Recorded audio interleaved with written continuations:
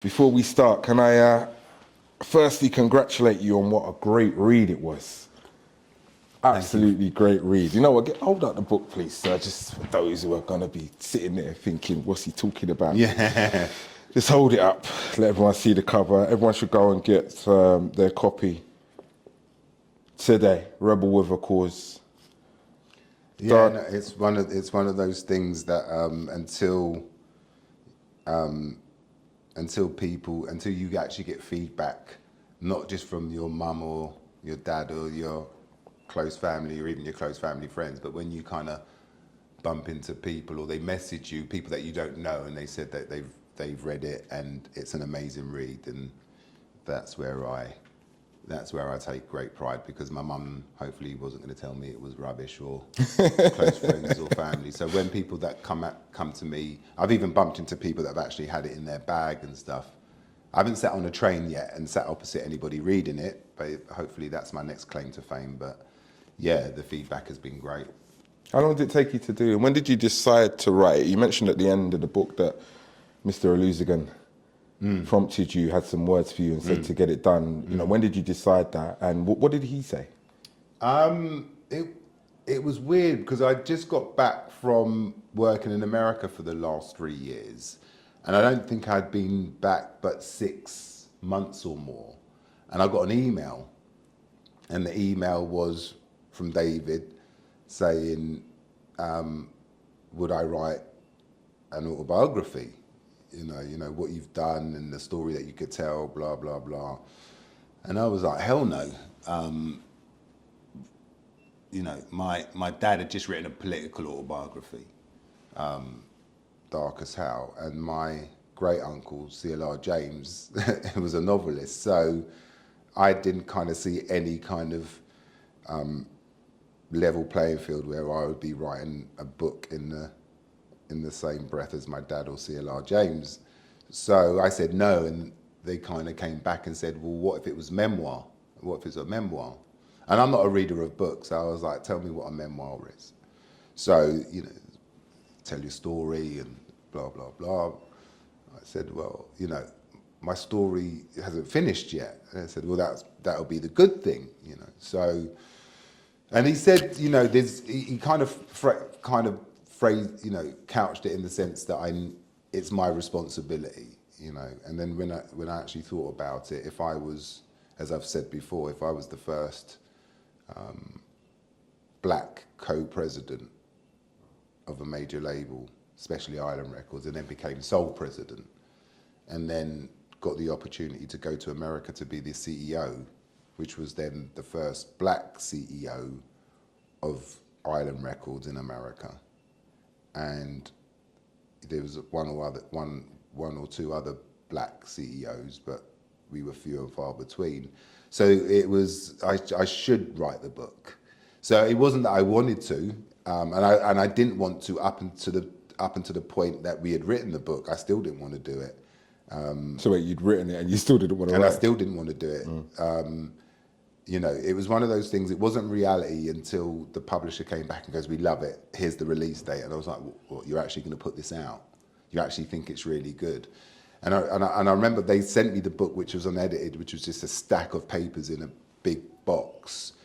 And I let it sit for a month or so, a couple of months. Like, say if that was the box there, I would just look at it and just walk past it and not read it. So it took me a while to kind of get into reading it. And then reading it was just an out-of-body experience, because it felt like it was somebody else.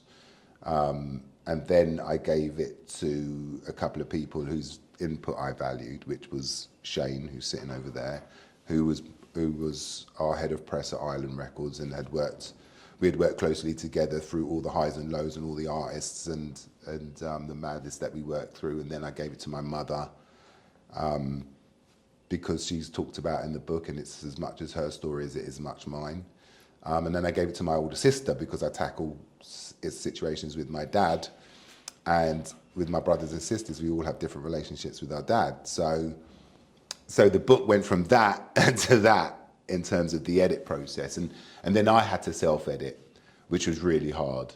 And because of that, I didn't want the book I kind of told the publishers the book wasn't ready to come out. And at the same time, I'd been diagnosed with ADHD. So in my head, I knew there was something that there was an obstacle I couldn't get round.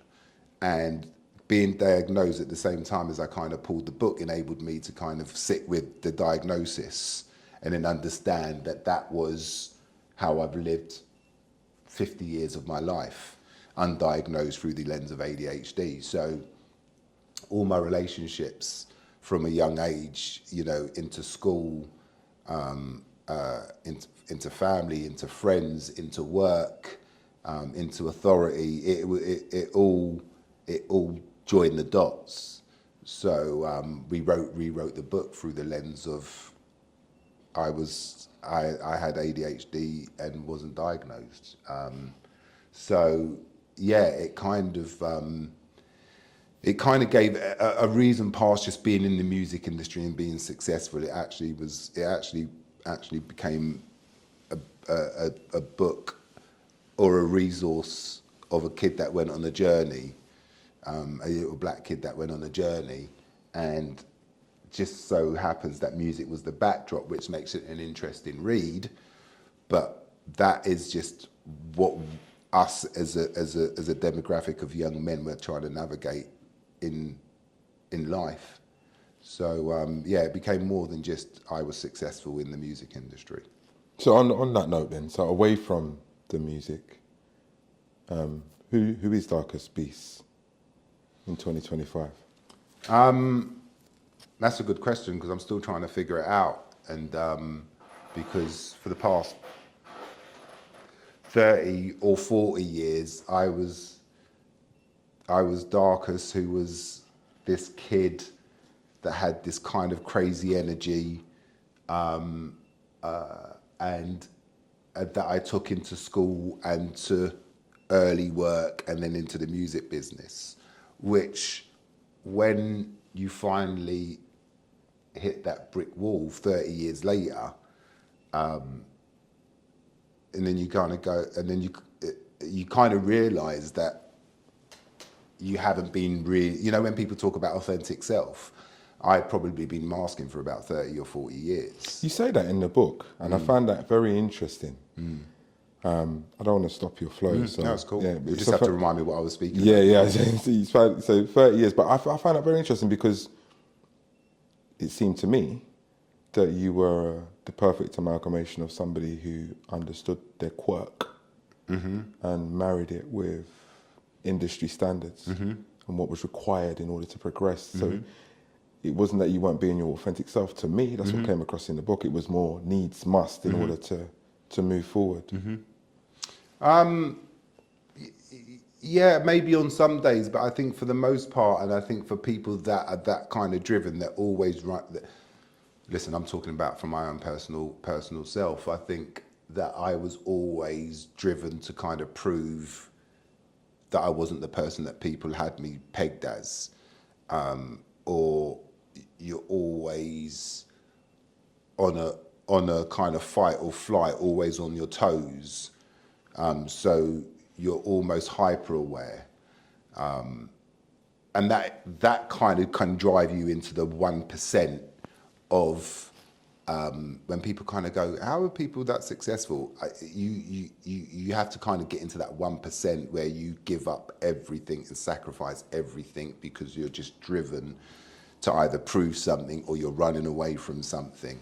I always check people in their cadence of walk, right? And when you see people that are just kind of walking and just minding their own business and lolling around, or you see people that walk with an energy. You know, I'm one of those people that walk with that energy because I need to get somewhere, wherever that place is. So, yeah, you know, and I'm not frightened to kind of say that I'm using therapy as a tool to kind of get to what I thought was darkest energy, but what actually is that, you know, you just kind of repress and you become this tight coil, and you're always ready to spring into action. And like I say, that kind of thing isn't sustainable. So somewhere along the line, you know, anybody that's super successful always has a breakdown, or they're always or they're depressed, you know, because no amount of success actually masks what's actually driving you. So, you know, no one tells me, I look at people that are hugely successful and I don't see them happy, you know. So, and again, I speak for myself when you talk about the real dark, the darkest, that's what I'm trying to get to, because it's not the person that people see me when I'm out and about. That's not the same person that's at home, and that becomes super tiring, you know. And when I got to America, I was just burnt out. I just couldn't do it anymore. Well, you said in the book you went from going at 100 miles an hour to 200 miles an hour, and I didn't see anything other than the success you experienced at work as preparing you for that jump. So the other stuff outside of that ultimately was the reason why you frayed around the edges. Yeah, it makes sense that you're still trying to find balance with that now. Yeah. Speak on adjusting to life outside the looking glass, as it were, right? Because you make it clear in the book that family matters were a driving force in you returning to these shores and stepping down from your role at Island US. So how's the transition been? It's not something that you kind of flick a light switch. You flick a switch and you go from light to dark or dark to light. It's been an ongoing process, but you realise, you know, the success just keeps you away from the moments and doesn't have you present in the moment, because you're always thinking about 3 months or 6 months or even a year down the line. So you're never in the moment. And, you know, me versus my dad, I was present in the room where my dad might not have been present in the room, but I wasn't present in mind. And it was, and again, the chickens will come home to roost on you, because children remember, and they do. And again, you know, because work was always a stress, you bring that stuff home, and whether you go inside yourself or whether you react because you're not emotionally regulated. You don't realise until years later, and this is, you know, when I read the stats on people diagnosed with ADHD, a lot of it ends in divorce, right? And that combined with my work was just a recipe for arriving at the scene of an accident. So, you know, people have questioned it, and I've questioned, you know, why would you leave such a high-paid job and you're running shit? And at some point, you've just got to make a decision. But you had the foresight to see what you just outlined, right? And then you made a decision. I think I probably was economically in a place where I could make that decision, because if you're not economically in that situation, that's the kind of stuff you punch through, and you don't worry about your mental health or your physical health, because you just worry about the bag. And so the ambition justifies the outlay of energy. Exactly. As imbalanced as that is. As imbalanced as it is. So once you get it, do you still want to carry on at that? Is power that important to you? Is even more money that you can't maybe spend and you'll die before you do it, unless you're stupid, is that more important? So that's the kind of thing I had to question as a human being.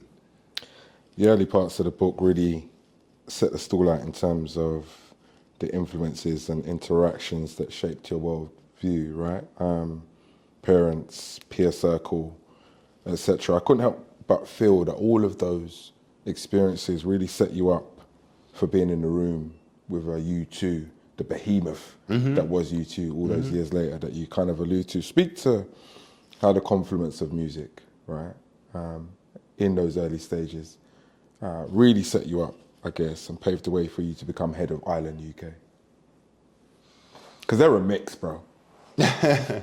And I'm deliberately omitting some of those for people to go and read the book and find out. Right, what they okay. were, right? It's interesting. Look, I grew up around a lot of big characters, and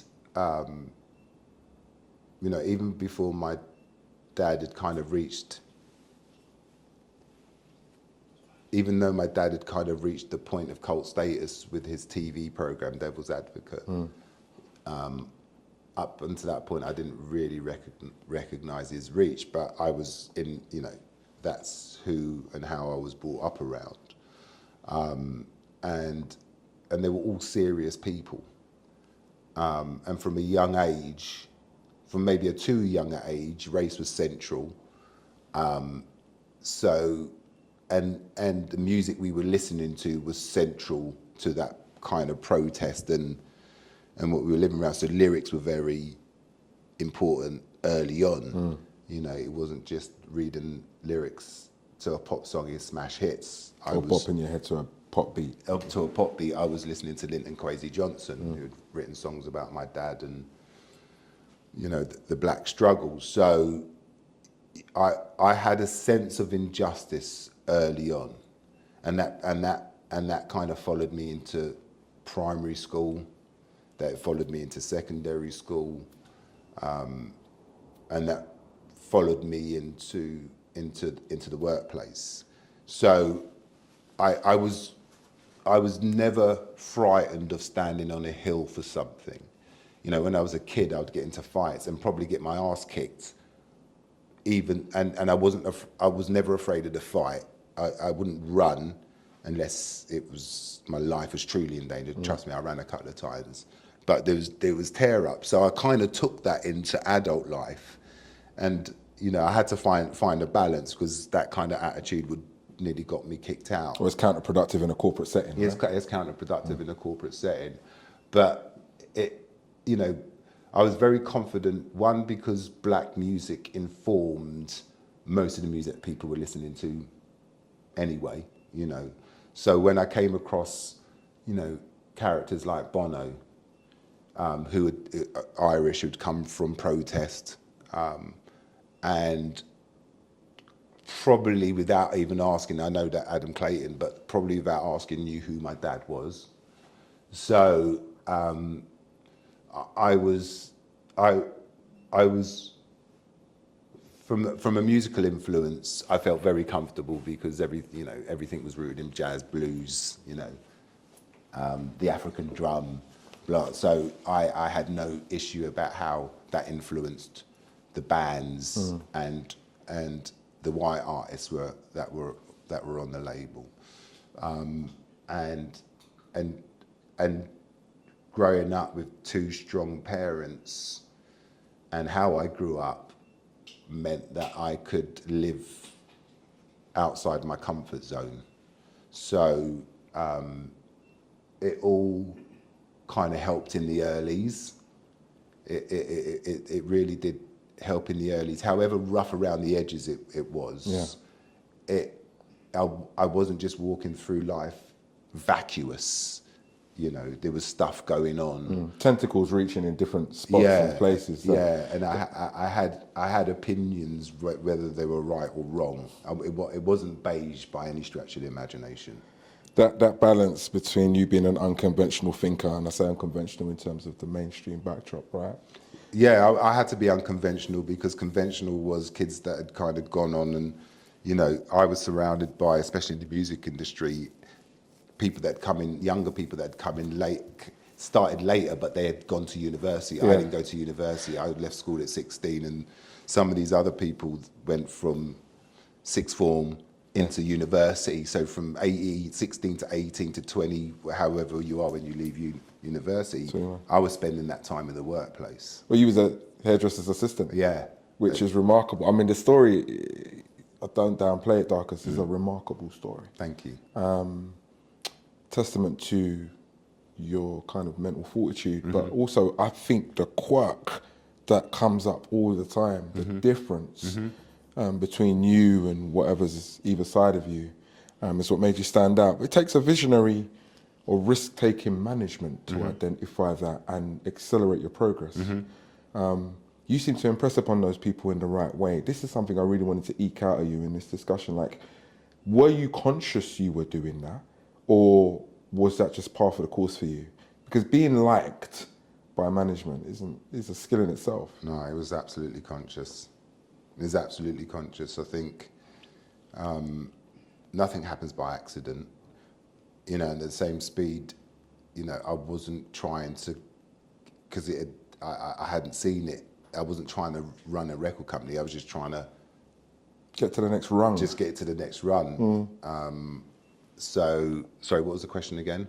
So yeah, just in terms of you being aware of what you were doing. Yeah, and then risk-taking management having that faith and belief in you. Yeah. You know, was that something you was kind of considerably bringing about? Yeah, yes, because, you know, again, it goes back to when people talk about being authentic self. And when I was a kid, I was pretty much a loner. If you remember when we were growing up, and all my friends, everybody came from big families. Everybody had 5 brothers or 3 sisters, and I was an only child. So all my mates had loads of brothers or sisters. So they had groups that I had to kind of infiltrate. Right? I had friendship groups that, you know, my mum didn't let me have mates around the house if she wasn't there. My house wasn't a hangout house. So I was always the person going to knock for people. Do you know what I mean? I wasn't, let's go knock for Darcus. I was the person that had to go knock for people. There was friendship groups or family groups that existed that I had to kind of infiltrate. And so, and I was lucky. I had a place, I lived in Fulham, but I had a place to escape to where my sisters lived, which was West Hampstead, which was a bit more kind of bohemian. Like, it was like fucking Shangri-La compared to where I lived, right? Because it's all these white people and black people just get on and just loved each other, and people wore flowers in their hair. It was like really bohemian compared to Fulham, West London, Sands End. So that gave me an escape. But I also, you know, I used to have massive tear-ups about my name back in the 70s, because my name was Darcus. So all the white kids was like dark arse or dark beast. So I always used to have tear-ups. And I remember I joined a theatre group with my sisters it was called the Cockpit Theatre in around St John's Wood, Swiss Cottage, kind of youth theatre. And they were going around asking people's names, and I literally said my name was Dave. Because in that moment, I was able to be someone else for a moment. And that's how much I wanted to get away from shit. So I was very good at being able to be different people in different situations. And, you know, my mum used to come, why does everybody say you're such a lovely person? Like, you know, like if I was naughty around the house, my mum would go, well, so-and-so said you're such a lovely guy, you're so polite. So I was very good at, I knew from an early age that I could be different. In different circumstances. In different circumstances. Yeah, that's definitely an advantage. And I think one of the other things that I picked up as an advantage for you, I guess given your ADHD, was letting go. Yeah. So I'll probably chop this bit out, but I didn't know you. I grew up around artists and musicians and people that have experienced being around you. Your name come up regularly. Yeah, right. Right, because you were someone who was up there and could open doors and could, whereas a lot of the talent and people I was around couldn't. And were fighting to.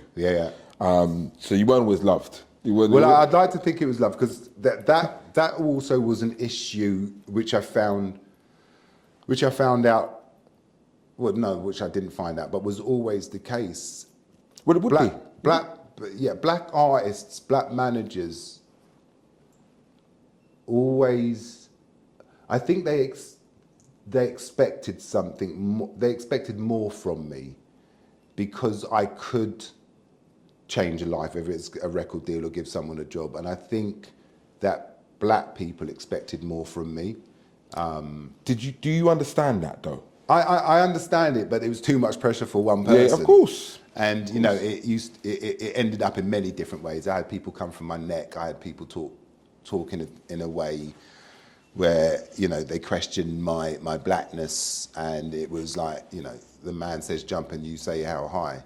So it was lonely in that aspect because I couldn't give everybody a job or a record deal. Can't bring everybody down. And when I did, it was my responsibility for my whole career. The only responsibility apart from having the hit was making sure that I signed black artists.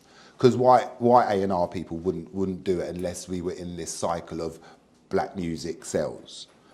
Long before that, I was doing it when I was a kid. And that's the activism in you, right? And that's the activism in that. And that was, if ever there was, and this is what I picked up through the book as well, if ever there was a notion of you sold out, well, did you? You were in position and you had an opportunity to do or not do, and you did. So, I don't know. Well, a lot of it is what people see. Yeah. It's I can't speak to the stuff that people don't see. Of course. But which is most of the work, right? Yeah, and if you're signing, I used to sign acts that could tell stories, and usually the ones that could tell stories, heartfelt stories or true stories, were people that had actually lived quite a broken life. And when you're working with those type of artists, there's baggage that's going to come along with it. And and whether that's someone like an Amy or someone like a Giggs or someone like an Angel. I remember I had a situation where an artist rolled up 20 deep to the record company because there was a miscommunication, and everybody was losing their shit. But I was like, but that's how black people roll up. They can't leave their ends by themselves, so they have to roll. And when they roll, they roll. So there's certain responsibilities that you can't shy away from when you sign certain acts that come from a certain culture or have certain baggage. I need to be able to still walk around South, West and East London without looking over my shoulder. Of course. There's people wake up in the morning and do the job that I do, but they come to work for different reasons. It wasn't lost on me that we always needed to have a hit and make the numbers, but if there was that Soul of a Nation Black exhibition at the South Bank, then as a company we go. When black music was really starting to take a foothold, and people's worlds were merging, and I had white employees that really couldn't live in the world. So I had, I had to resource the culture piece of it, where I had people that could operate in the culture and understand the culture. So yeah, there's certain people that when they get up for work, they come to work to do different things, and I know I kind of know what. I was lucky because we had Island Records, and that's an easy one. I don't think I could have done it with RCA Records or with Polydor Records. I think I was lucky that I got to develop in a label like Island Records that actually had an ethos about it, and that the people that worked there had that kind of same ethos about it. So it was easy to be the boss I wanted to be. Easier. At that label. Yeah, at that label. If it was another label, one, I don't think we would have been sitting here. Two, I don't think I would have even made president. I think Ireland and that whole ethos. Yeah, the history. Blackwell, I think it was built for me. Yeah. Not built for me in that. No, I sense. understand what you mean. The timing, the trajectory. Yeah, 100%. Sugar Babes, Jesse J, Wiley, yes. Yeah. But reading the book though, it was the Amy Winehouse era. Yeah. Career defining for obvious reasons, right? It seemed to leave an indelible mark on you. You went into detail. As much detail as I think you went into anything in the book, in terms of artists anyway. And trust me, I didn't go into when I say detail, at the end, you qualify everything at the end. All right, if I left all the detail in, it would be doubled, it would be... No, you probably wouldn't be able to run it, right? Yeah. But in terms of... Shane made sure of that. Shane, you and I, we will be talking. But no, for good, bad and indifferent reasons, that period clearly, you can tell that it left a mark on you. Would you have changed anything? And when you look back on that period, was there any other period through your adult life while you were in charge in the UK that had a greater or more significant impact on who Darcus Beese is now?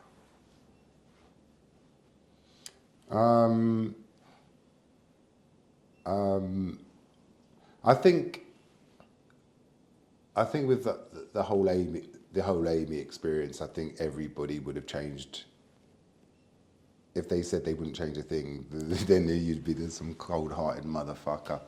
But yeah, just as if that same thing started to happen now, where I had an artist. I remember she was drinking early on stage. I think it was when we were coming back and she was doing warm-up gigs for Back to Black. I remember the drinking then, and you ask a question and someone tells you to fuck off. It's none of your business. But I wasn't in any position. I was an A&R manager. But if I was, and I have threatened to do it, and I would do it when I was running a label. If I saw those signs now, I would shut it all down.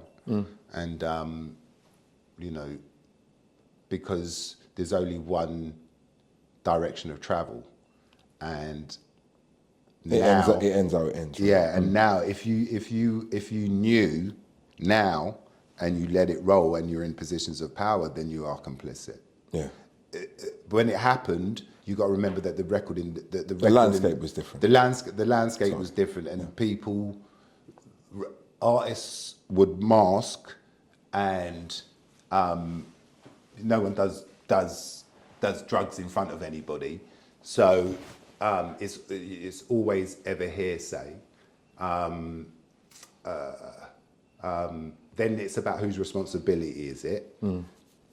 Is it the parents? Is it the psychiatrist? I mean, you posed these questions in the book.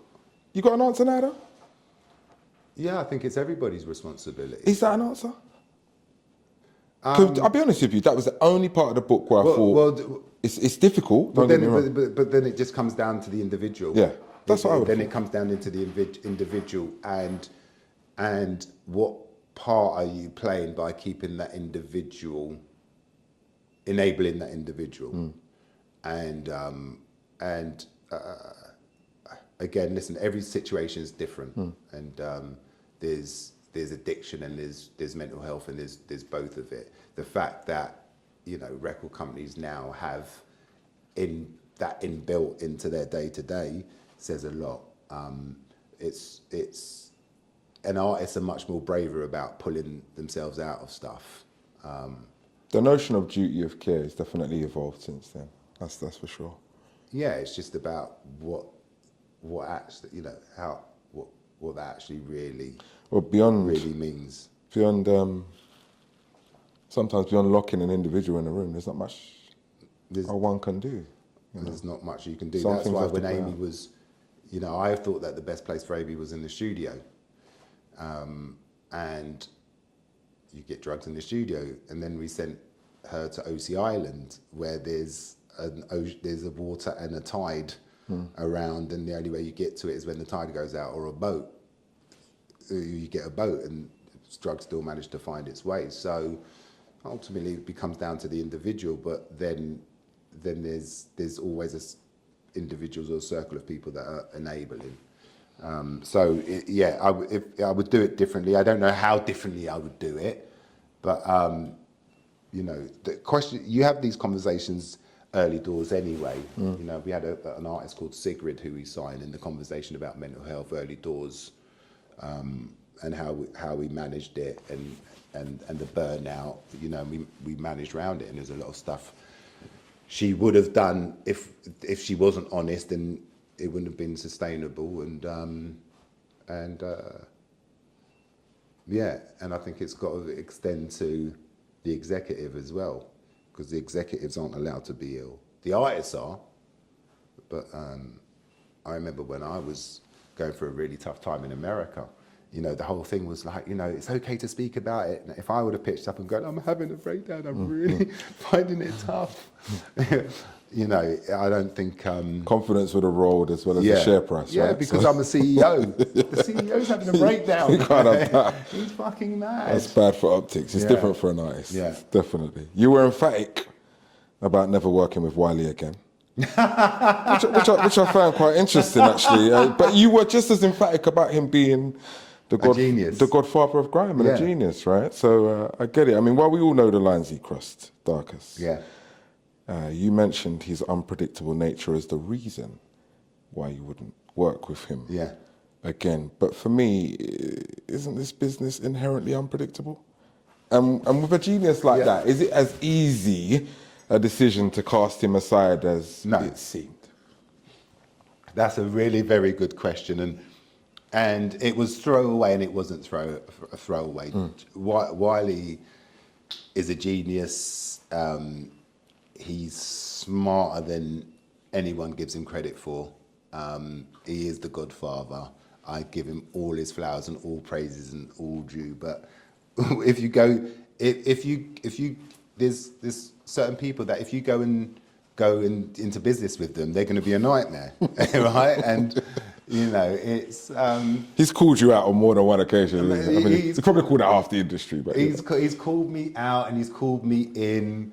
What was that one quote? I want to be God, I want to be Darcus, or some mad quote like.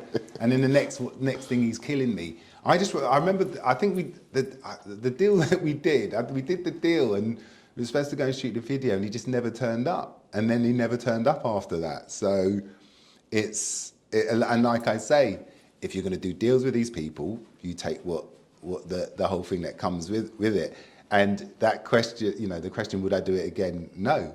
And I love Wiley, but he's and I love unpredictability. But I don't like, you know, self-inflicted pain.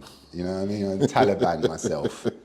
That is like putting an IED down and stepping on it on purpose. On the question of, but he's a G. No, he is, and I think everybody knows this. Everybody knows the pros and cons. On the question of where the moral high ground is in music, what music should be made, shouldn't be made. We don't have enough time because I've got a few excerpts I was going to read back to you, but we'll have that conversation off cam. But I wondered, why is it so clear where, say, talking about murdering animals in a track, why is it so clear? But then talking about murdering black people is unclear. Like, it gets arbitrary. People start saying, well, you know, artistic expression. But make me step up there and start talking about chefing a dog and cats on my ends. I'm just not blowing up with that, right? It's going to the heart of government, they're shutting it down. Yeah. What's happening there? Look, just your view, yeah, right? You're not going to say... There's no censorship round here, right? But again, what's the responsibility of individuals as they get up in the morning? And what's the responsibility that you pass on in terms of lived experience? I don't call for censorship, and especially in hip hop, it's about telling stories. And when you're independently released, you can say what the hell you like. There's no one to edit you. But if you decide that you're going to sign these acts and you're going to platform them and you're going to invest in them,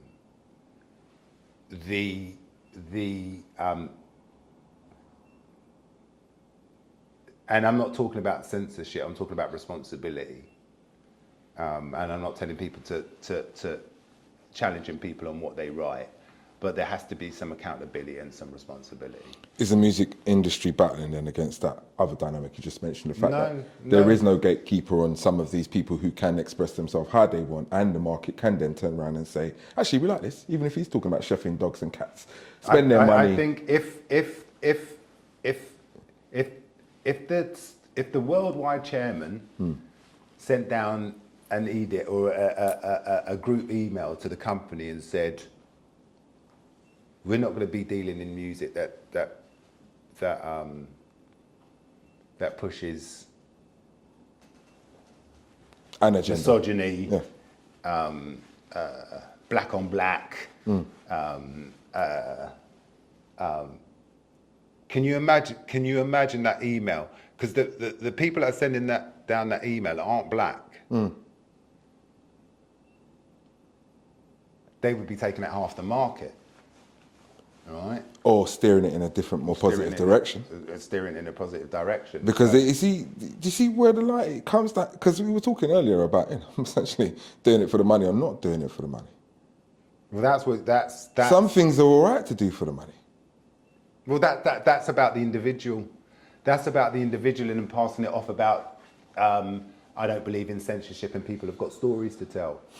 But then we get into that whole debate that you kind of outlined in the book of whose responsibility is it? And then we get to that answer where it's everybody's responsibility, and then we experience what we're experiencing now with the subject's concerned. And I'm just waxing lyrical, but there's no action because this whole notion that it's everybody's responsibility leads to inaction because no one person within the group of stakeholders that you consider important enough can make the other stakeholders do what they want. I just wanted to get it went from the story of what life is like living like that to actually glorifying and hopefully like in all cycles of music, there's a cycle of conscious rap, and you remember that Black Medallion versus the Gold, hopefully it's cyclical because I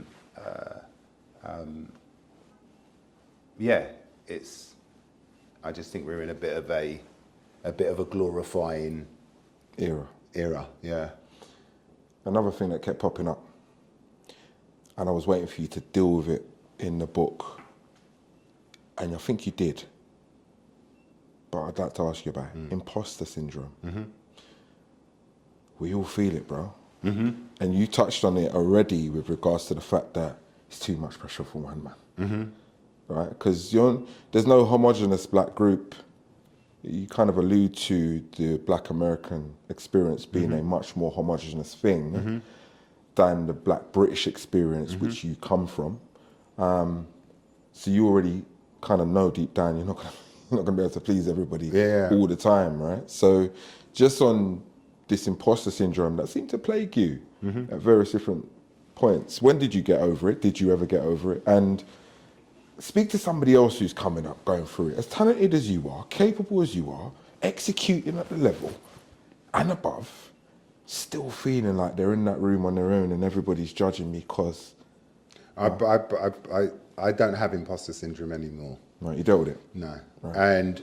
And the reason why I don't is because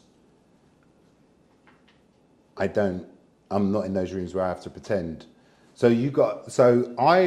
I passed literally little or no exams.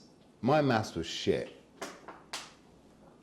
I could be sitting in the finance meetings and what the fuck are these people talking about? The EBITDA, the percentage. And I'm sitting there going, I don't know what these fuckers are talking about. My thing was if we don't get the axe, if my taste isn't good and I can't win deals, your EBITDA's fucked anyway, right? The numbers are fucked anyway. So, but I was in a room full of smarter people than me, university educated. It was a thing about, if you was an A&R person, that you was in a band or you could play an instrument or you could read music. I could do none of that stuff. All I had was my taste. That's all I had. So when we were doing A&R budgets and when we would finance meetings, I can't even tell you sitting down. I was damn good at masking because I became the CEO and I ran a multi-million-pound business. And I can tell you now, I didn't know jack shit apart from my taste. I don't think I've ever admitted that. And I'm all right with admitting that because you can see that you actually don't need all of those things that people think that you need to succeed. You just got to be that 1% mad, right, and be able to get into a mode where I used to go running in the worst weather because I knew other people wouldn't. And that's where I used to come up with ideas and think. Never used to run with music. So all I had was my taste and my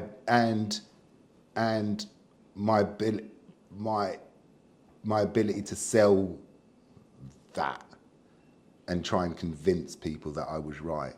But, you know, there was people way smarter than me in the room. I used to be sitting in leadership meetings with CEOs from the other countries going, fucking hell, fuck. But luckily my taste was better than the rest of them. You say your taste, I think it's your gut that got you through. Taste and gut. Yeah. I think the ability to kind of, I had no fear. Right. Again, just great. I had no fear. And so, you know, a lot of stuff that I did and the acts that I signed and the amounts that I signed, I had no fear. I wasn't afraid to sign. And because people were frightened to sign because that would expose their failures when it didn't work. Yeah. I was fine with that. That's all of that stuff just got me to being better and getting to success. Let's get into the running, because that was one of the things that really intrigued me. You said you'd lapped Central Park. Yeah, I you'd done the Central loop, Park, yeah. Got your personal best time down. Yeah. Your 5K, 10K. Yeah. You was on the app, pushing Strava yourself. app, yeah. You went into that, what I call sicko mode. Yeah. Right, where you were just really dedicated and devoted to what you were doing. But that love for running came at an early age, right? When did you, because most black people don't do middle distance. After 100, 200 meters, 400 meters maybe, it gets a bit long. You're there doing 8 and 15. Yeah. What happened? And cross country. And cross country. Yeah, no, it was, I used to be what they used to call a disruptive in the lesson. I used to disrupt the lesson or disrupt what was going on. You know, when you're sitting outside the class because you're a disruptive influence. In my reports, I was a disruptive influence. And I remember at play school after work, if your mum and dad worked late, you had play school, play centre after school. And there was a football match going on and I was just disrupting the football match. And I remember the play lead, I remember his name, Spiros. He went, Darcus, look, why don't you do a lap of the football pitch, time yourself and see if you can beat it. And I literally became Forrest Gump. I literally ran and I didn't stop running. And because in Fulham,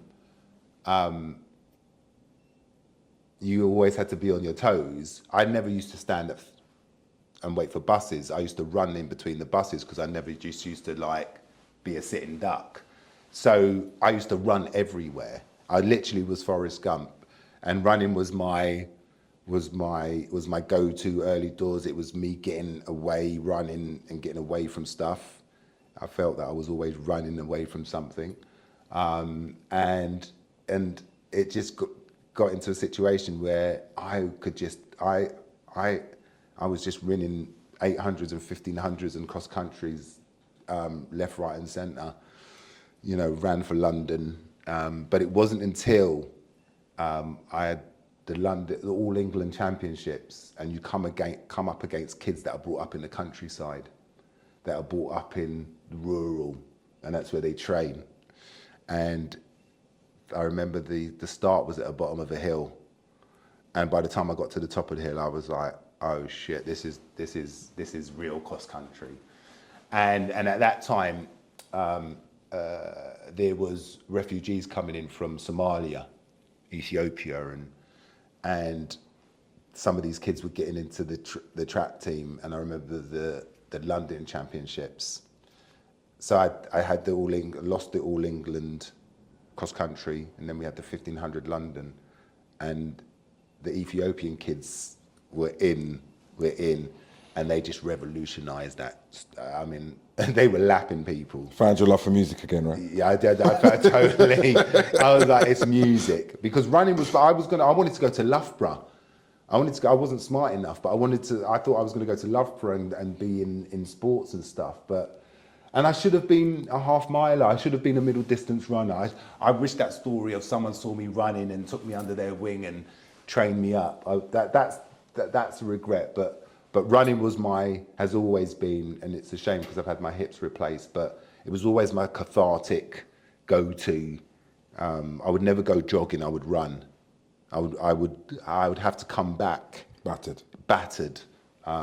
Never listen to music, just the breathing and your heart. That's all I needed. I miss it now. I've transferred to the gym, but yeah, I miss running a lot. Your health, man. You touched on a few things in regards to the health throughout this interview. You just mentioned your hips being replaced. It seems like that's been what you let go. Yeah. In all of these full-on endeavours. Your health has been the one thing that you've kind of let go. Do you regret that? Yeah, yeah. I regret that. And when I was talking to doctors and I was talking to my psychiatrist, trying to just kind of pinpoint, and I remember where it all not started to go wrong, but I used to be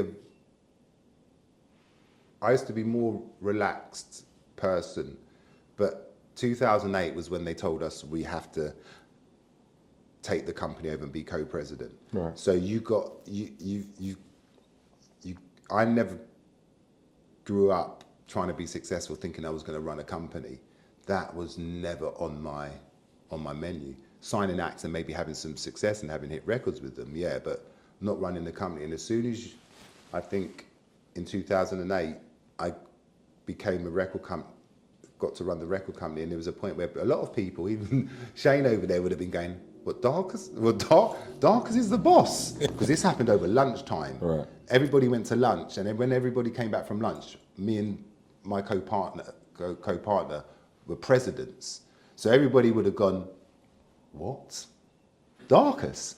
And I received it that way. Not that everybody was doing it, but I remember from 2008. Shane, can I just go on. say that's not true. I said that, well, you come into my office and told me, and I said, who is better qualified to run this label than you? You've been here from way longer. Right, okay. And you've got it in your blood. Why would you? Who else could do it? Yeah. Who's Right. So without any names. No. Talking about. And so that's the imposter syndrome there, right? That's the imposter syndrome right there. But I think I went into. I think since 2008 up until probably when I came back from America and even beyond, I was in stress. I literally think that I literally had gone through the last Ringer. Through the ringer of stress, carried it, buried it, let it enter my joints, my bones. Internalization. Internalization. I regret that I let the fear of failure drive the unsustainability of what I was doing. Interesting, isn't it? Because you've said, I think on a couple of occasions in this talk, that you don't fear anything, but the fear of failure. Yeah. That comes from what I found out in ADHD, which is rejection. Right. You know, I found that, and I didn't really think I was, because I used to wind people up. But I think, I've since discovered I'm a people pleaser. Right. Interesting. And you find out these things about you, and they manifest in a different way. That's the stuff I'm 55, and the next 10 years have to be calm, right? You know what I mean? Well, you've earned that much, I think. The next 10 years have to be calm, because I don't know how long I've got left. We'll get into... I don't mean on this interview, I just mean on I kind of fucking hope so. To be honest, can't I be keeling over here, mate?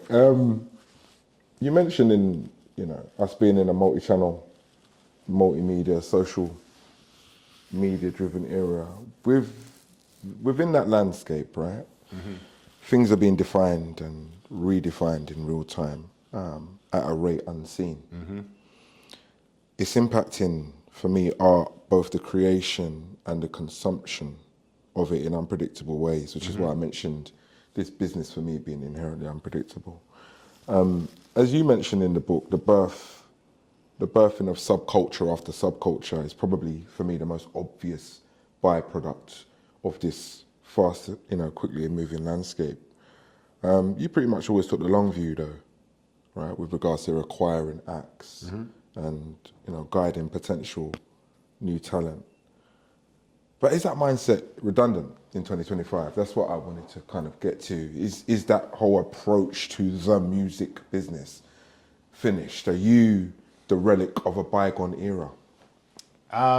Respectfully. No. And people have asked me this question. I'm 55. What does my opinion matter? People used to talk about gatekeepers and gatekeepers allowing or not allowing people through the gate. But we don't have gatekeepers anymore, so there's no barrier to entry. What there isn't is any curators. Right. When you go to an art gallery, that's curated. So you don't go and see shit art or ordinary art. Experiences, the whole experience is thought about, yeah. And I think the same thing as music. I think it does need curators. I think technology has changed the delivery system. It's changed the interaction. It's exchanged, that journey to discovery is just one click away. It used to be, I need to go down the record store, I need to flip through all the records, I need to go to the guy at the counter and ask him, I need to be in a club and hear a tune and go, who's that tune? And go to the DJ, what's that tune? So people don't have those experiences anymore. So people don't make those records anymore because people don't have those experiences anymore of going to the club and blah, blah, blah. And the way that technology's changed the delivery system means that maybe these records aren't getting made anymore. Just because of technology doesn't mean that the art should be dumbed down. Just because there's not as many clubs to go to, it doesn't mean that we shouldn't be still making those type of records that gave us that visceral feeling when we heard them, and we heard it, and then we went to the record store to go and buy it, or say to someone, "Do you know that record?" That goes, how does it go? Da, da, da, da. So it doesn't. Music should still be a visceral thing. So again, everything, all the above and none of the above, in the sense that it's up to the individual as they wake up in the morning, what kind of record that they make. Do they want to build a community? Where do they build that community?